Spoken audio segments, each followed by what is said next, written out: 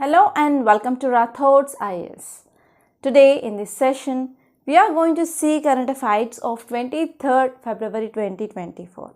So first of all, we are going to take Delhi edition of Hindu and we are going to pick out the articles which are relevant from our examination point of view. And after picking out of articles which are relevant from our examination, yes, next we are going to see like different dimensions, okay, from this article point of view especially, okay, different dimensions like what you have to know regarding that topic. And we are also going to see how can we connect that topic with the multiple subjects, because that multi-dimensional approach is very important from your UPSC point of view.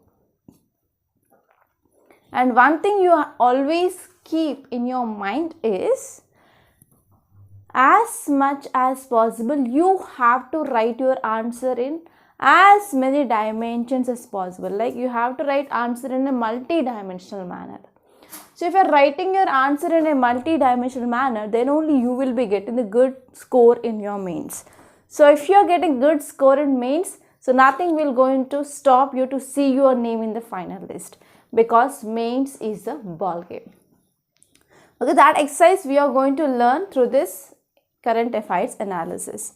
And one thing here is, if you are watching this Rathods IAS current affairs analysis, please do watch daily, consistently, and also please do hit the like button if you really like the class. Okay, yes. Now let us see the front page, and this is the first important article from our examination point of view.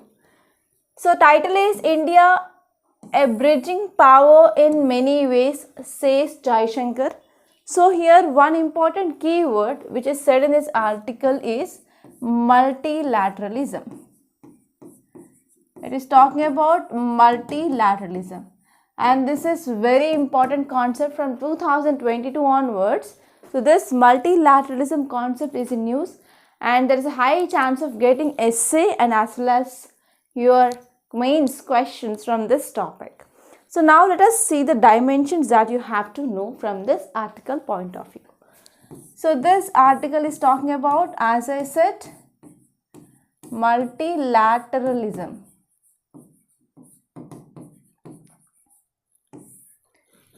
So first of all, this topic is important from your GS paper 2 under international relations. And especially you can expect mains based question from this topic. So here you have to know some dimensions, like you will come across keywords like unilateral,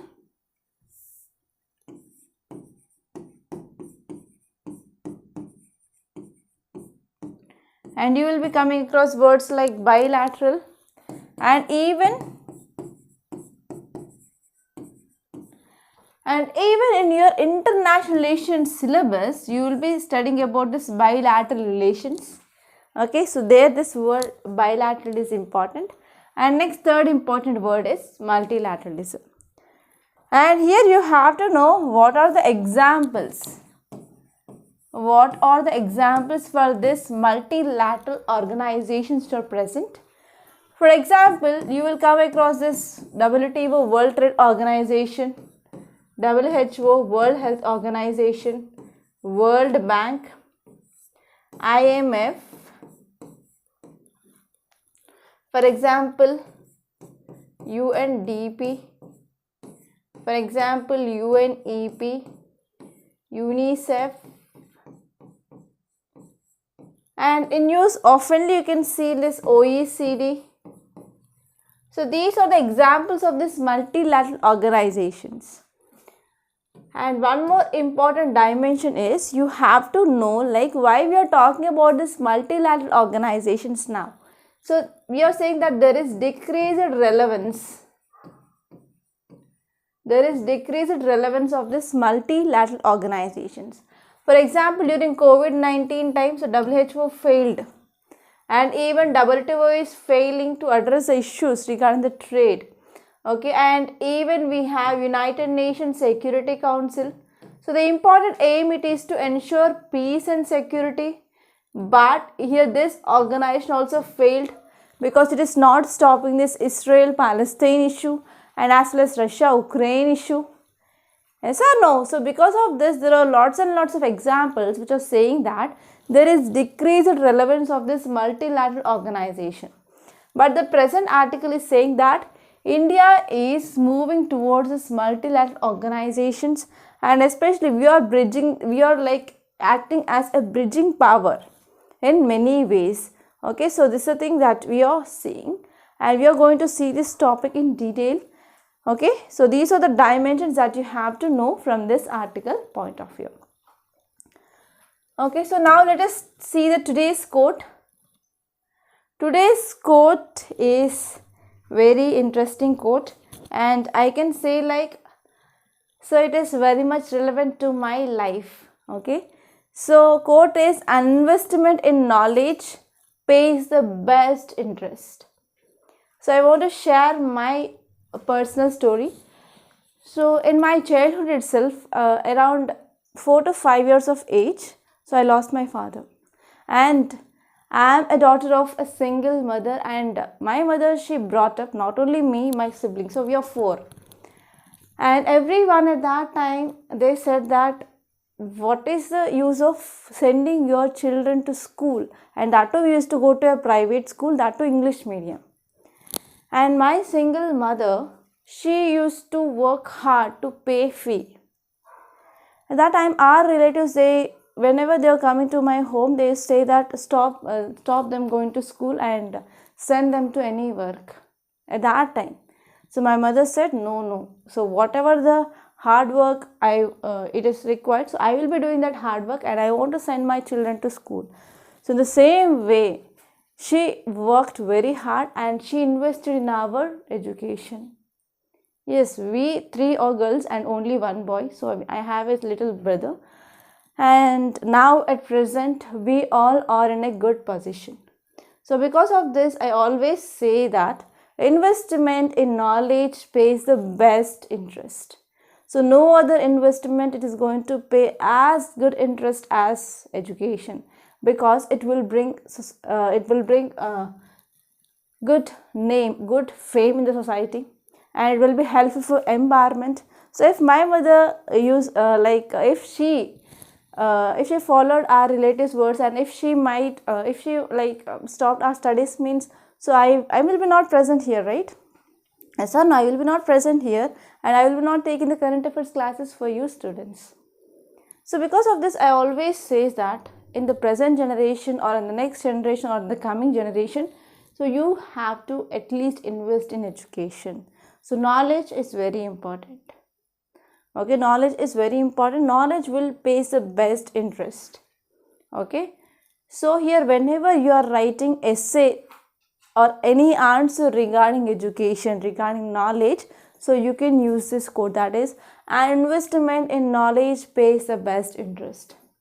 And one more thing I want to share here is, we in Rathods IS, we are providing foundational course for 2025 and 2026, that too with a very, very affordable price.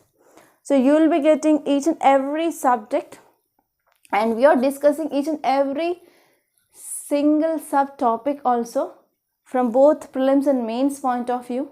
And this foundational course, it is like combination of both recorded and live classes. So you will be having live classes on your updates like current affairs, like mains answer writing, prelims related classes, prelims enrichment classes. So you will be having live classes, and you will be having static classes for entire your GS subjects. Okay, and even CSAT is also included in that foundational course, and the cost will be around 15,000 to 20,000.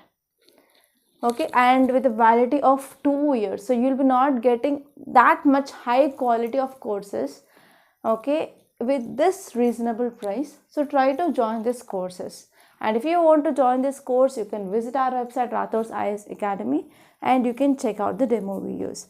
And if you want to take the single modules, because prelims is very near, so if you are facing problem regarding the content, and if you want to understand the concepts like economy, geography, polity, history, etc., you can take the single subjects also. The price of that single subject is also very less. It is around 3,000 rupees only. So you can check the demo videos and you can do the payment. And one more thing here is, from Monday onwards, I will be available in this offline center in this Ashok Nagar, Hyderabad. And if you want to get mentorship, yes, you can come. And one more thing here is, if you're from Ashok Nagar, so you can get benefits like we are providing free mentorship for your prelims and mains, and you'll be also having the free offline classes for prelims. And one more thing here is, we are also going to provide you the free study space also. So you can come there and you can utilize that facility. Okay, so this is about offline center that we are going to come up soon in Ashok Nagar. So it will be going to open on Monday. Yeah, now let us see the first article. So this is about our international relations, that is regarding multilateralism, right? So if we're talking about context, it says that India is a bridging power in many ways. So this is the statement which is given by External Affairs Minister. So even many students, you are also preparing for state public service examinations, right?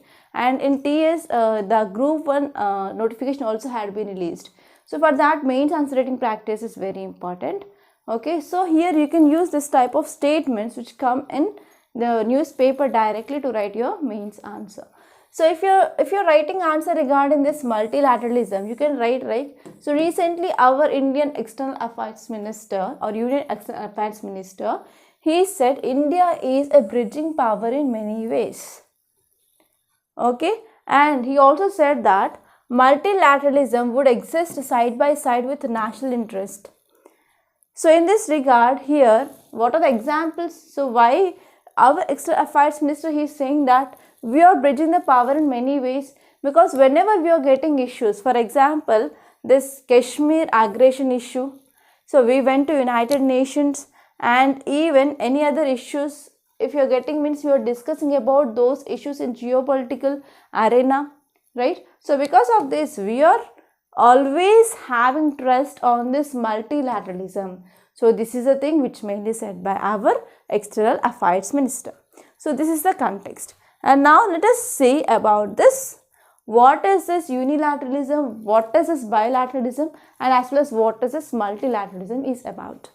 So unilateralism is nothing but when a country which is alone, that means only one country which is acting. And bilateralism is nothing but when two countries, they are working in partnership. Like for example, India-US bilateral relations, India-UK relations, India-France relations, India-Pakistan relations. So here you are talking about only two countries. And in this multilateralism, it is defined as a collaboration between several countries. And one important objective here is they will be having a common goal. Okay, they will be having a common goal. It is very, very important. And in this multilateral organizations, they are made up of 3 or more partner countries, and the important aim it is to work together and to solve the common problems. So what are the common problems are there? We are solving that. For example, we are having this global commons. Okay, so global commons. For example, environment, climate change, for example, international water, resources, etc. So they are the global commons. So if you are having any problem in these global problems, we are going to discuss those problems in this multilateral organizations. Okay, so what are the founding principles of this multilateralism? We have consultation process, we have inclusion and solidarity. So these were the founding principles of this multilateralism. I hope it is very much clear, right? And now let us see today's some examples of multilateral bodies. So if you want to write examples, you can use these examples.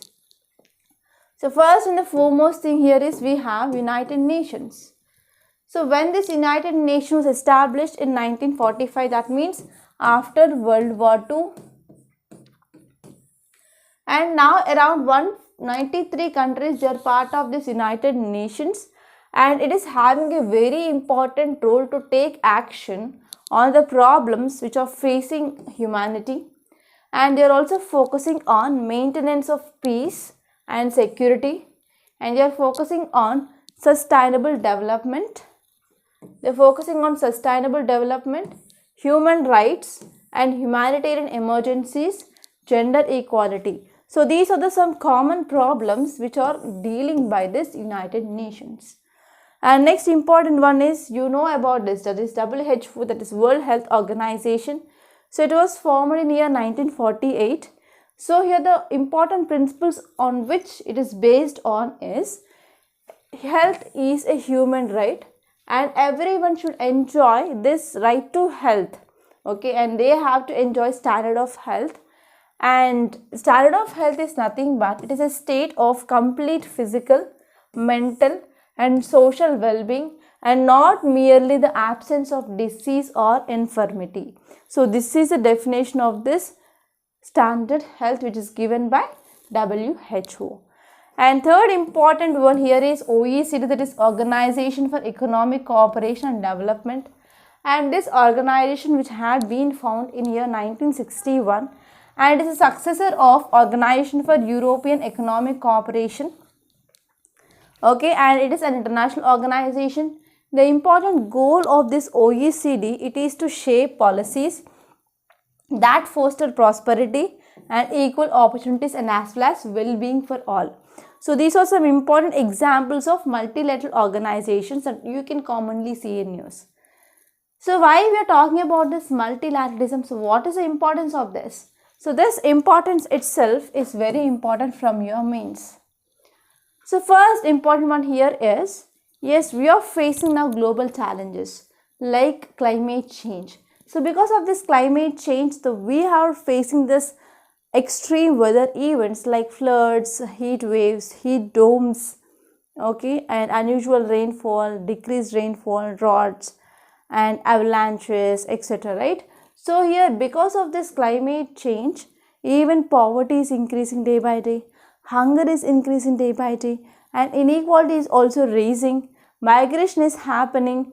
So here, because of this climate change, almost all the countries, whether it may be poor country or rich countries, so all are affecting badly. So because of this, yes, we need to discuss this climate change events in this global or multilateral organizations.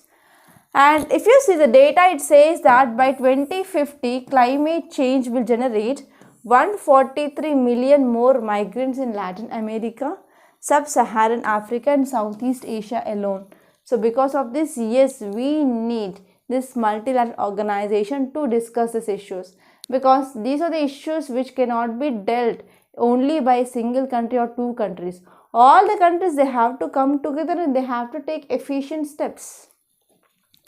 And next one is, because of this natural disasters, terrorism, cyber warfare and health pandemics, they are increasing at very high levels, that is unprecedented levels. So because of this also, yes, we need this multilateral organizations. And next one is, according to new UNDP report, which says that more than 2/3 of multidimensionally poor and 886 million poor, they live in middle income countries, and about 440 million, they live in low income countries. And in Europe, 110 million citizens, or 22.4% of total population, they are at a risk of poverty. So because of this, to address this issue also, yes, we need the important multilateral organizations. And as soon as these challenges, they are calling for immediate and collective action. So immediate and collective action is very important. Okay, so where this multilateralism plays a very crucial role now and more than ever. And bringing the world together to defend human rights, and we have to sustain peace and advance sustainable development. For all of this, yes, we can secure a good future for people, planet. So for this aim, yes, we need this multilateral organizations. And next important one here is, globalization is also leading to new problems now and then. Yes, we are facing problems like climate change to financial crisis to cyber security. So those issues, they can be addressed through this multilateral organizations. And multilateralism, it is a fundamental to liberal world. order which is created at the end of the World War II. So because of this, it is having a very important role, that is to maintain peace and prosperity. So from that point of view also it is very, very important. And especially to address this issue of global financial crisis and to promote international financial stability. So for all these things, yes, we need these multilateral organizations. I hope you understood about this multilateralism and what is the importance. So here I want to give you homework, students, that is you have to do some research regarding, so what are the challenges? Okay. So today's main question is based on this multilateralism. That is, multilateralism is facing a crisis as there is waning of concurrent support and growing chauvinism and protectionism, which are challenging the virtue of international cooperation. So here just it is asking about what are the challenges of multilateralism, and you have to write measures or a way forward. So only 2 sub questions. So question is very big. So whenever question is very big, the answer is very simple. So remember this. Okay. So here you have to write challenges, you have to write about way forward. So in introduction, yes, prelims and prelims is very much near, and after prelims you will be having very less time, right? And even many students are preparing for other state competitive examinations. So I will give you like how to write an answer for this question. So in introduction, you have to write about what is definition of multilateralism, and you can write some examples like OECD, United Nations and WHO, WTO. Like that you can write 4 to 5 examples, and there is no need of expanding them. And you have to write in body just challenges of multilateralism, and you have to write way forward, and finally you have to give the conclusion. So in this way, try to write answer for this so-and-so question. And now let us go back to our Hindu page. So this is the only one important article from this front page. There is nothing much to discuss. And in city page, I found nothing. And even in the states page, yes, you can see there is one important article. That is, no need to amend Wildlife Protection Act. Okay, it is talking about Wildlife Protection Act. So why this Wildlife Protection Act is in use?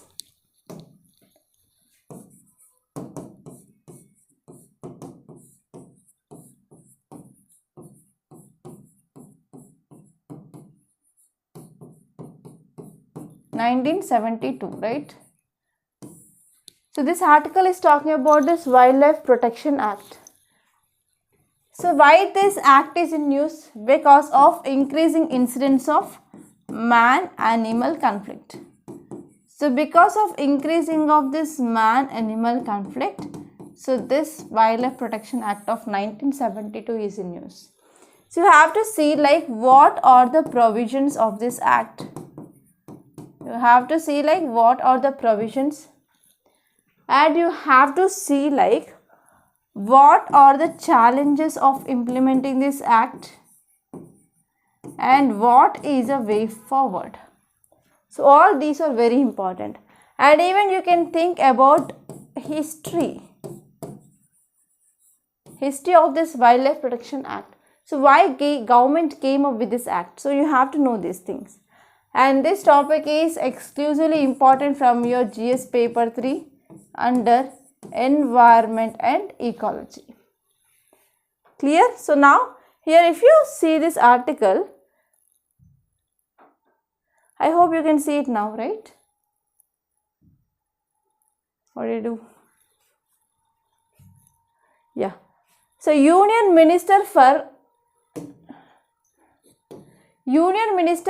Environment, Forest and Climate Change said that there is no need for any amendment to this Wildlife Protection Act of 1972, because now there are a number of cases of increasing of human-animal conflict. To address this issue of human-animal conflict or human-wildlife conflict, as a chief wildlife warden was empowered to trap, to catch, and even if there is any issue, so that is shoot wildlife according to this section 11 of the act. So here our environment minister is saying that there is no need of amending this Wildlife Protection Act. Okay, so here you have to know about what is this human animal conflict. So what are the reasons for this human animal conflict and how can we decrease those issues. Already we discussed that topic in our earlier classes in detail. And now let us move on to next topic. And there is nothing much important because in this Friday paper you will be getting like Metro Plus. That is not at all useful. And entirely newspaper is filled with advertisements. So there is no need of going through that advertisement. So leave this spotlight also. There is nothing important from this spotlight. And you can directly move on to this editorial page.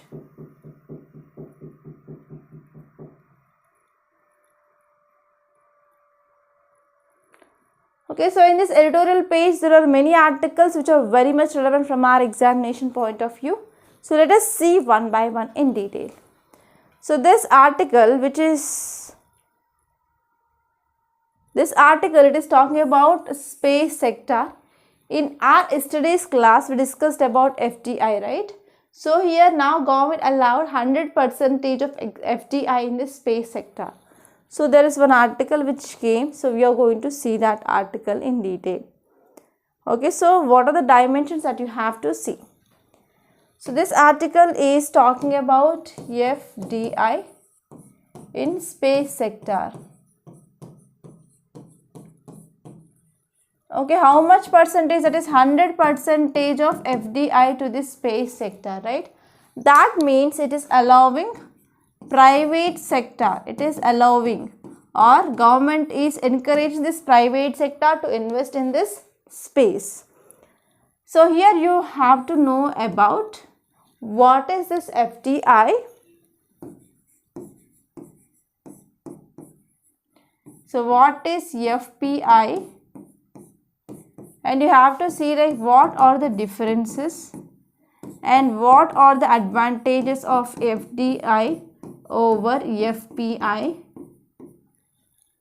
and you have to see like what is the impact. So if there is increased FDI in the space sector, so what is the impact of this decision, how it is going to improve our economy and as well as innovation in the space sector.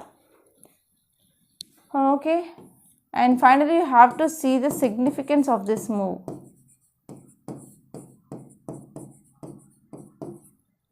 So these all are the dimensions that you have to see, and this topic is important from GS paper 3 under science and technology and as well as economy point of view. Clear? So now let us see this topic in detail.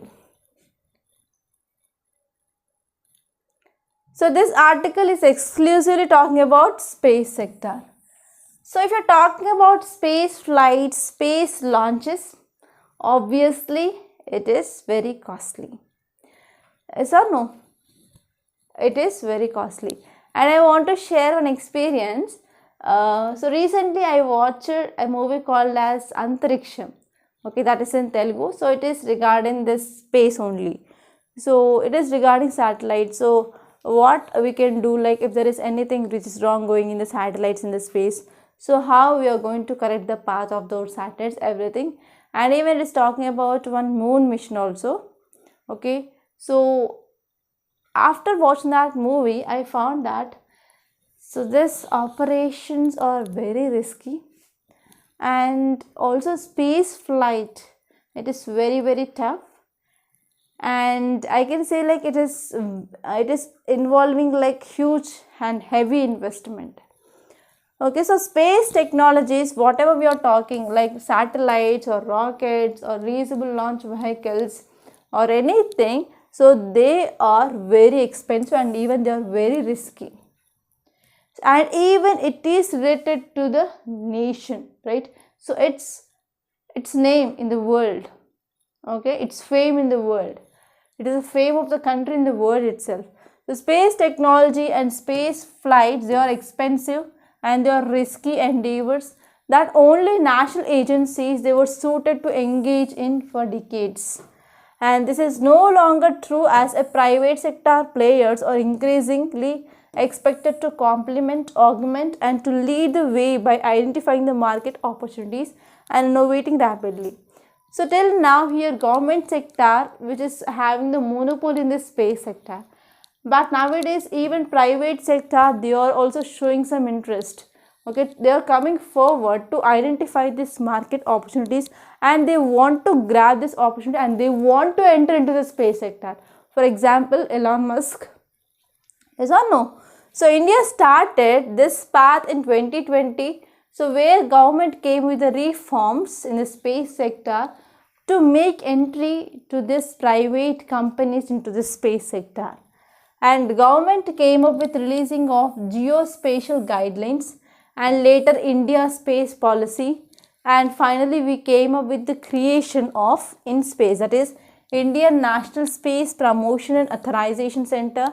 And also government came up with this passing of Telecommunications Act and also Indian Telegraph Act. Okay, and we made some amendments to this Indian Telegraph Act of 1885 to provide satellite broadband services.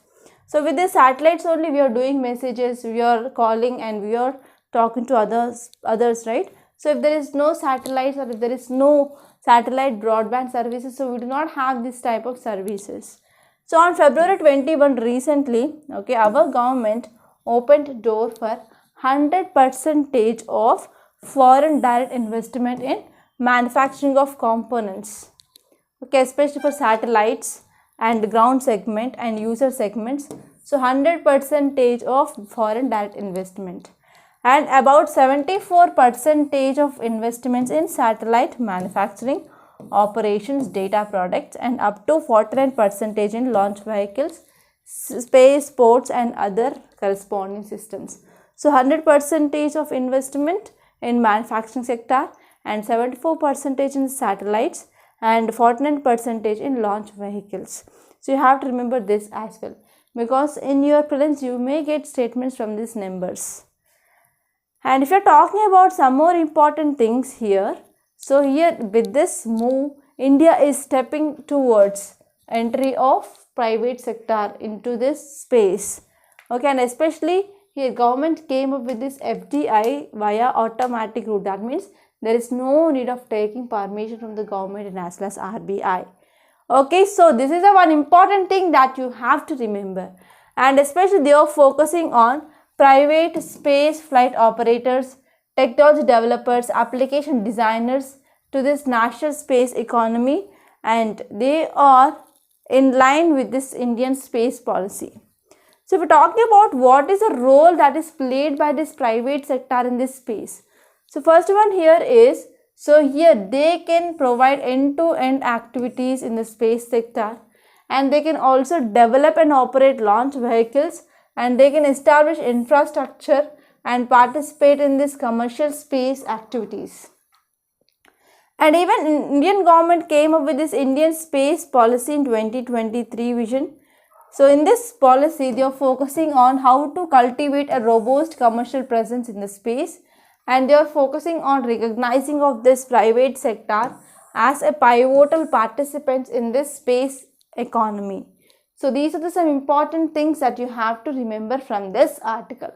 And I want to give you one prelims practice question. The question here is, which of the following changes they were approved by Union Cabinet regarding FDI policy for the space sector?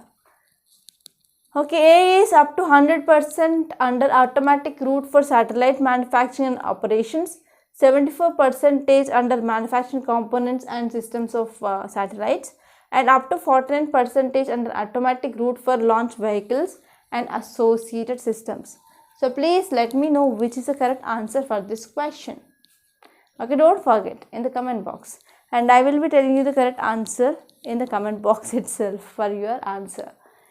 Yes, now let us see the next topic. It is the conditioning of the Agniveer that merits attention. So this article is talking about one important scheme, that is Agnipath scheme. So this scheme is very, very important. That is Agnipath scheme. So this is very important from your GS paper 2 under schemes and policies and programs of government. So if we're talking about context, it says that our defense minister, he recently announced Agnipath scheme, and this scheme is focusing on recruitment of youth in the armed forces for 4 years.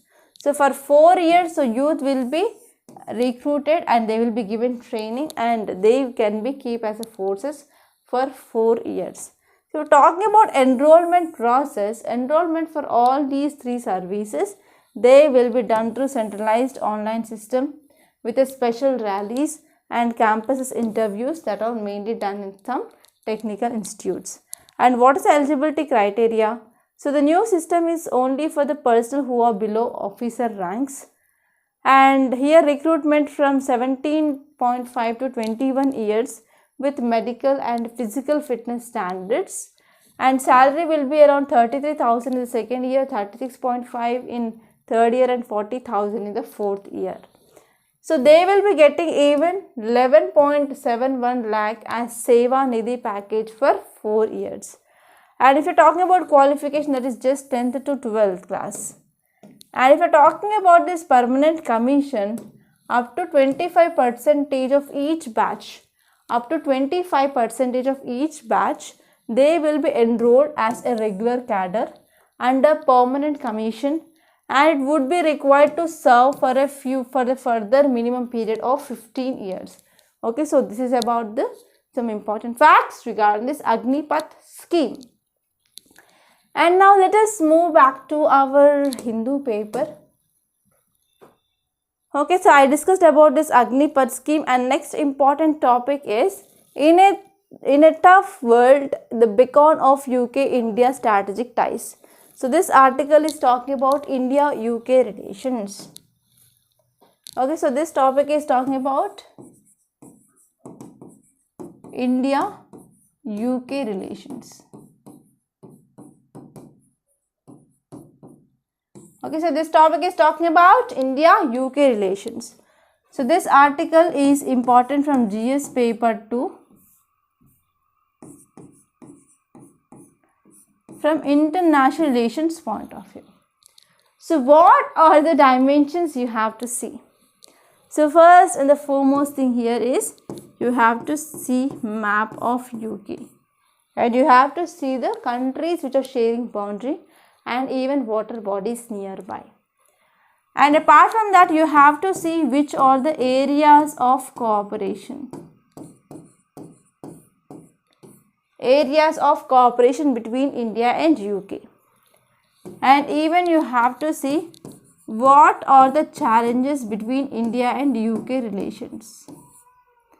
Okay, and you have to see even what can be done. So what is a way forward? Okay, so in this way here, this article is very important from your GS paper 2. Especially in your syllabus, we have bilateral relations.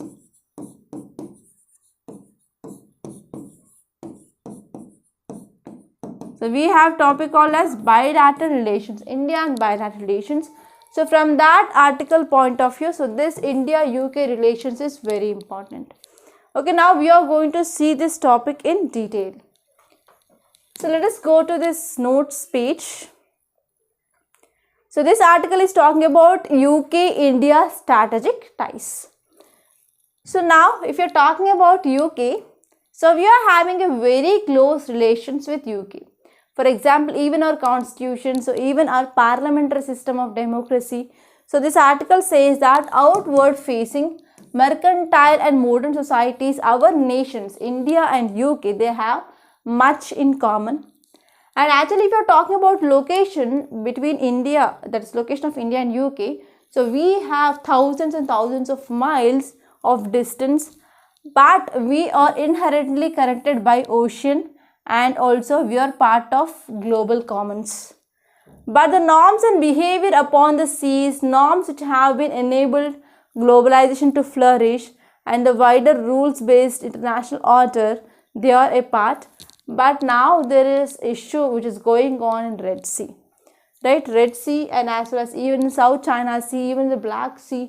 So in the Black Sea, yes, we have Crimea. So Crimea has been annexed by Russia in 2014, and in the Red Sea now Houthis of Yemen, they're attacking the merchant ships which are moving in this region, and for that here security and safety of the ships is very important. And now many countries are coming up with their own operations to control or to provide safety of the ships, and even Indian side, Indian Navy and Indian Coast Guards are also working together.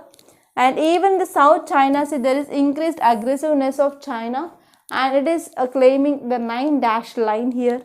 So because of this, especially in the Red Sea, it is one of the cause of concern now. Because of this, UK came up with one operation.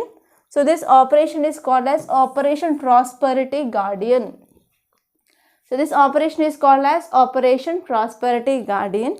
So here it is talking about instability, conflict and aggressive and threatening actions. They are impacting not only who seeks to work and pass through these waters, but even for entire international community. So this Houthis is one of the cause of concern now, because this Bab el Mandab, this Red Sea, they are very important for international trade. Okay, local actions, they are having global ramifications which are affecting the movement of goods and foods. So they are very important for the life and as well as livelihoods. So if there is no movement of goods, no movement of oil tankers through this region, then what happens? It will be affecting the life and as well as livelihoods of the people.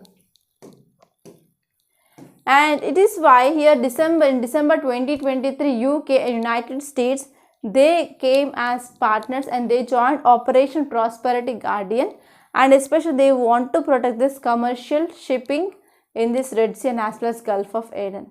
So what is this Operation Prosperity Guardian? So you can get question like Operation Prosperity Guardian is seen in news. So what it is related to? It is related to this Red Sea, and which countries? That is US and UK. So we're talking about this Operation Prosperity Guardian, US led military operation. It is a multi-coalition formed in December 2023 to respond Houthi led attacks on shipping in Red Sea. So if you see countries which are part, so we have UK, Bahrain, Canada, France, Italy, Netherlands, Norway, Seychelles and Spain. And now even more than 40 countries, they joined this United States in condemning this Houthis attacks in this Red Sea. Okay, so this is about this topic. And now let us move on to next topic. So we did with this editorial page. And next topic is, should India have regional benches of the Supreme Court or not? So this article is very important from your polity point of view. So the key word here is regional benches.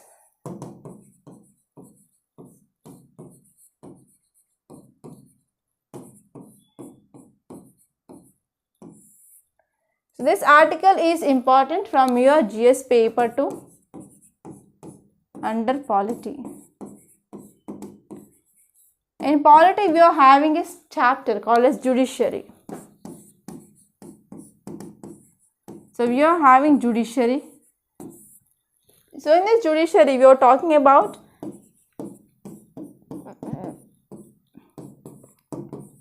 Supreme Court, High Court, District Courts or subordinate courts. So here, if you are talking about Supreme Court, where is situated? In Delhi. So I want to draw a map.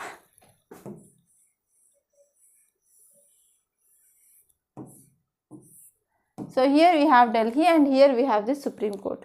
So what if the people of Kerala and Tamil Nadu want to move to this Delhi?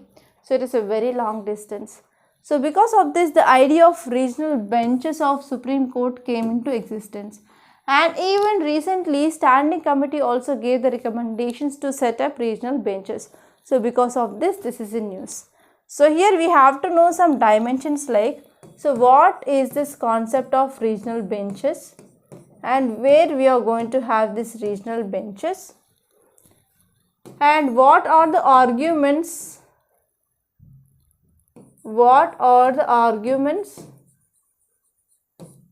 in favor And what are the arguments against? What are the arguments in favor and what are the arguments against regarding this regional benches of Supreme Court? So all these are the important dimensions that you have to see. So now let us see this topic in detail. So if you see context, it says that recently Parliamentary Standing Committee. So recently Parliamentary Standing Committee on Personal Public Grievances, Law and Justice informed Lok Sabha that Law Ministry has accepted these recommendations to establish regional benches of Supreme Court across India. So a Parliamentary Standing Committee which mainly said that yes, we are going to have this regional benches of Supreme Court across India, and this has been accepted as of now. So in future we will be getting the developments. Okay. So in 2009 itself we had 18th Law Commission. So in 2009 18th Law Commission recommended for formation of this regional benches of Supreme Court of India. And if you see some arguments in favor of regional benches, so there is increase in number of judges. So the formation of regional benches will increase the number of seats of judges. Okay, so there will be increase in the number of seats. So actually now we are facing the issue called as a vacancy of judges in high courts, Supreme Courts. So because of increased vacancy, it is affecting the efficiency of the entire judiciary itself, right? So if you are having this regional benches, then there will be increasing of number of judges so that the fast disposal of cases can be ensured. And next important one here is more appointments, better delivery. So whenever we are having the more and more judges, so we can address the issues of pendency of cases and the delivery of cases will be fast. And if you are talking about some arguments which are against these regional benches, so it will be lessening the binding force. So it will dilute the sarcastic nature of this Supreme Court. So this is the one important argument which is against. And this one is infrastructure cost. So the huge infrastructure cost of setting up those regional benches will further be a loss of money and as well as human resources. So if you are having regional benches, so you have to appoint the judges and you have to give the salary and you have to maintain rent, everything, so that it will be increasing the money, okay, investment, and even that will leads to the loss of the human resources as well. So these are the some important arguments are given against this regional benches. Okay, so these are the very important articles that appeared in our today's Hindu newspaper. And now let us see some other articles which are relevant. So in this text and context, there is one article that is European Union Mill Sweeping Forced Labour. So here you have to focus on the important concept, that is forced labour. So we are going to talk about this forced labour only. So now let us see some dimensions. So we are not talking about forced labour in other countries, but forced labour concept in India.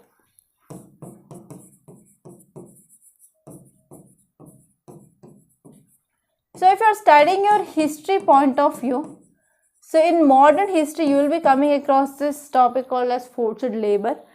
And after we got independence, so in our constitution, so we have provisions which are talking about prevention or prohibition of forced labour. Okay, and later on our government came up with some acts for the punishment if there is any forced labour and to prohibit this forced labour in India. But even though despite of many acts, even fundamental rights are talking about abolition of forced labour, bonded labour, so still this forced labour is going on in some areas. So there are many reports which are saying that. So you have to know what are the reasons of this forced labour. Okay, and you have to connect these reasons with history. So why during this modern period, so people went for this forced labour or this bonded labour. And what are the measures? So here you have to think what are the measures which already taken by the government.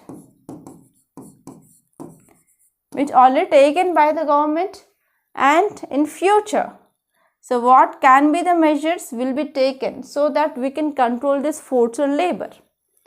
Okay, so those are the dimensions. And next important one here is, are Interpol's notices being politically exploited?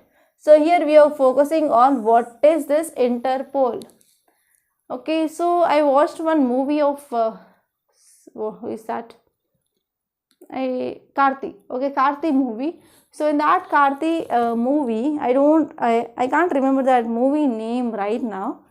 So he was one person who is giving information to this intelligence officers, and he was caught in other country, and it is giving the red notice. Okay, Interpol is giving the red notice. Okay, so in that way here, whenever you are watching movies, so watch with a keen interest so that you can understand the things and you can relate with what is happening. Okay, so in here you have to focus on some facts regarding this Interpol. So what is this Interpol? So you can see the gist here so that you can understand the basic facts regarding this Interpol. So Interpol is established in 1923, and this Interpol, so which is facilitating the cooperation among 194 members to combat transnational crimes. So it is focusing on transnational crimes. So here it is talking about blue corner notice. So this blue corner notice, it is nothing but inquiry notice. So it is focusing on sharing of crucial crime related information among the member states. And now there is a question which arises about Interpol's effectiveness in preventing notice system misuse, and even it is focusing on influence of political agendas and adequacy of oversight. Okay, so that is this. Yes, and one more important thing I said, like red notice, right? So red corner notice is issued by a member state to arrest a wanted criminal through extradition or any other similar lawful action. So these notices, they are issued against persons wanted by national jurisdictions for prosecutions or to serve a sentence based on arrest warrant or a court decision. Okay, so this is about this red corner notice. And now let us move on.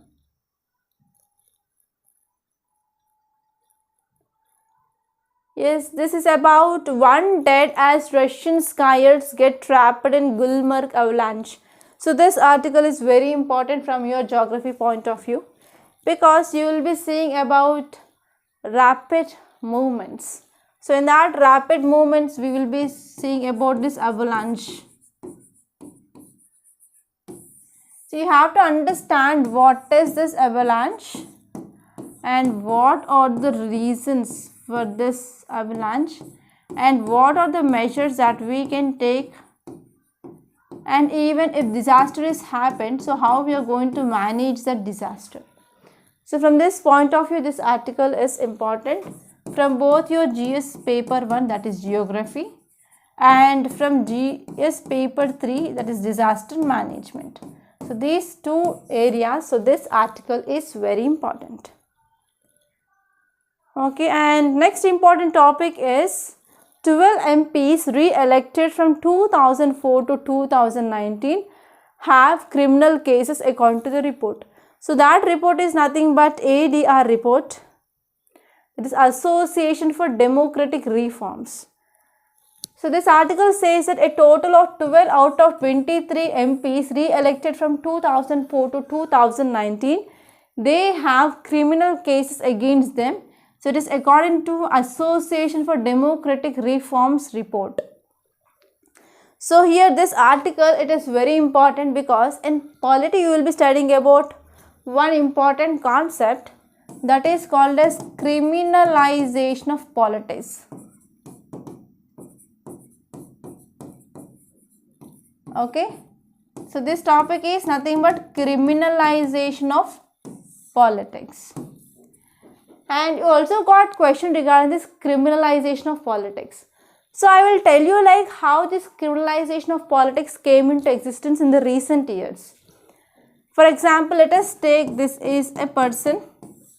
Okay, so he is running a political party. So I can say like, so it is this person is a political representative, and there are elections, and this person, he wants to win the elections.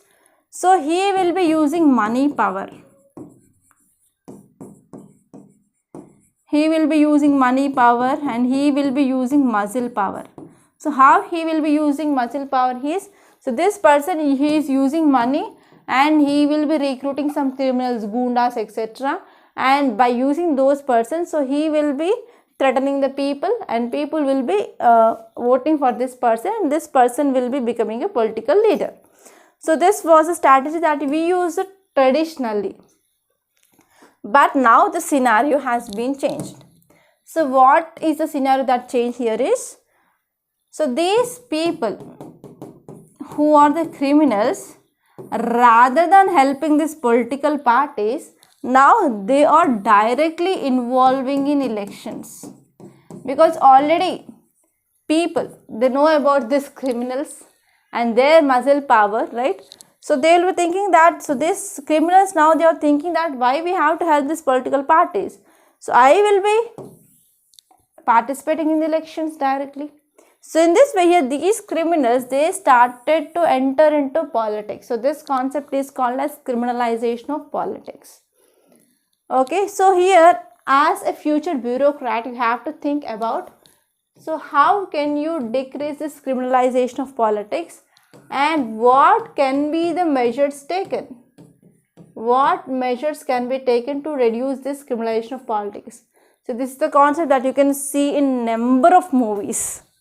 Especially in our Telugu movies, we can see lots and lots of concepts of this criminalization of politics. Yes. Okay, so this is about this topic. And really I love to watch movies. At least I will be watching like two to three movies in a week, so that I will be knowing about what is happening in reality. So not only from now, but even from my childhood also, my mothers and my parents or family of watching movies. So from that time, from my childhood onwards, I used to watch on every Sunday I used to go to movie theater. So I remember that. Okay. Yes, now let us move on to next important article. So even the business page also today I didn't found much important, but in yesterday's topic one update is there, that is, so yesterday we discussed that here government announced this fair price, okay, fair remunerative price for the sugar cane. So it had been increased, but with this increase farmers are unhappy. Okay, and that's it. Yes, here in this world page you can see one important article that is talking about Chinese research ship moors near Maldives raising concern. Okay, so this article is important because nowadays we are not having the good relation with Maldives. Yes or no? Yes, right. So this article is talking about India Maldives relations. Okay, so this article is talking about India Maldives relations. So this article is important from GS paper 2 under international relations. So our Prime Minister, he visited Lakshadweep and he posted photos on social media, and it mainly hurted this Maldivians, and even sitting ministers of Maldives. So they made some statements against India, and even they want to return back the choppers which were gifted by India to Maldives, and even Maldives asked to remove Indian troops from Maldives. So because of this, we are having a very low ties now. And one more cause of concern here is Maldives is moving towards China, and this is one evidence. Like Chinese research ship is moving towards Maldives, it is one of the cause of concern for India.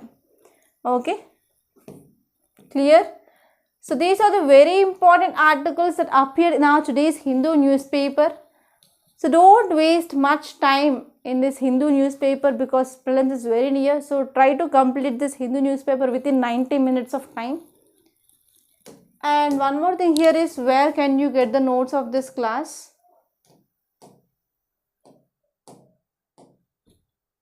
You can join the Telegram channel.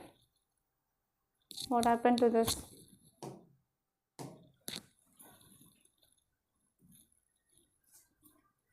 Okay, so this is Rathods IS classes Telegram channel. So you can join this channel so that you will be getting notes, so that you will be not wasting much time in the note making.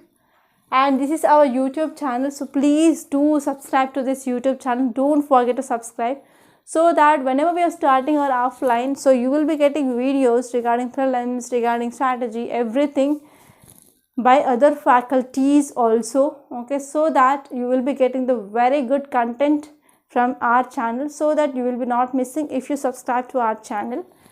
And one more thing is, this is our website where you can get access to the courses. First you have to register and then log in. So after that you can click on this course list. So these are the wide range of courses that we are offering in our Rathods IS. So if you want to go through the demo videos, you can click on the play course, so that you can watch 3 demo videos without paying a single penny. And after watching those demo videos, if you like it, then you can go for buy now. And the courses are very affordable here. And we are going to provide foundational course along with prelims test series, mains answer writing practice, mains test series, everything which is included within 15 to 20,000 rupees only. So if you want to contact me, you can call me on this number 8074765513. And even this is WhatsApp number, you can text me on WhatsApp also. So that's all for today. I hope you enjoyed this class. If you really like this class, hit the like button, and please do share this class to your friends. And don't forget to subscribe to Rathods IS Academy. And thank you so much for watching.